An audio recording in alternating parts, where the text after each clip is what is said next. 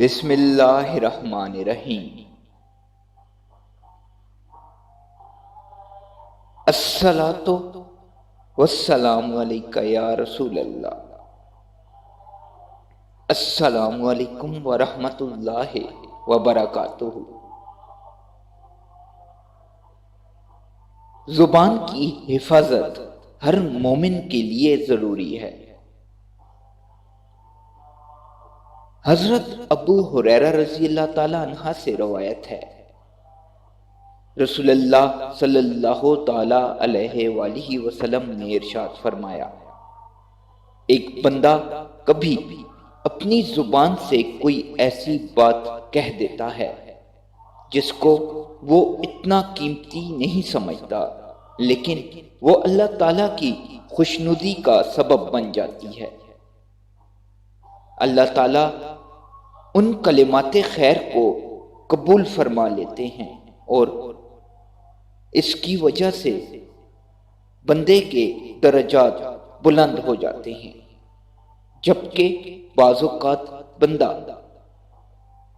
بے دھیانی میں کوئی ایسی بات کہہ دیتا ہے جس کی اہمیت ہی نہیں ہوتی، یعنی یہ نہیں سمجھتا کہ غلط بات کر رہا ہوں، مگر وہ بات اللہ کی ناپسندیدہ ہوتی ہے اور وہ شخص صرف اس بات کی وجہ سے جہنم میں جا گرتا ہے۔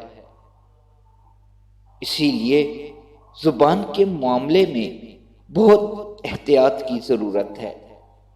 جہاں کوئی مشکوک کلمہ ہو یا پھر غلط بات ہو تو اس کو منہ سے مت نکالو، بہتر ہے کہ خاموش ہو جاؤ۔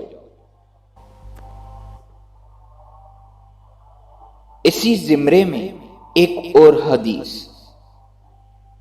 حضرت ابو ہریرہ رضی اللہ تعالیٰ عنہ بیان کرتے ہیں کہ رسول اللہ صلی اللہ تعالیٰ علیہ وآلہ وسلم نے ارشاد فرمایا، جو شخص بھی اللہ اور آخرت کے دن پر ایمان رکھتا ہے اس کو چاہیے کہ یہ نصیحت ہمیشہ یاد رکھے اور عمل کرے، اچھی بات کہے ورنہ خاموش رہے۔ غصے میں اگر کوئی بری بات منہ سے نکلنی ہو تو اس سے بہتر ہے خاموش ہو جائے، یا کوئی بھی ایسا موقع جہاں پر نازیبا کلمات کی ادائیگی ضروری ہو تو مومن کو چاہیے کہ وہاں خاموش ہو جائے۔ اور جو کوئی بھی اللہ تعالیٰ اور آخرت پر ایمان رکھتا ہے وہ اپنے پڑوسی کو کبھی تکلیف نہ پہنچائے۔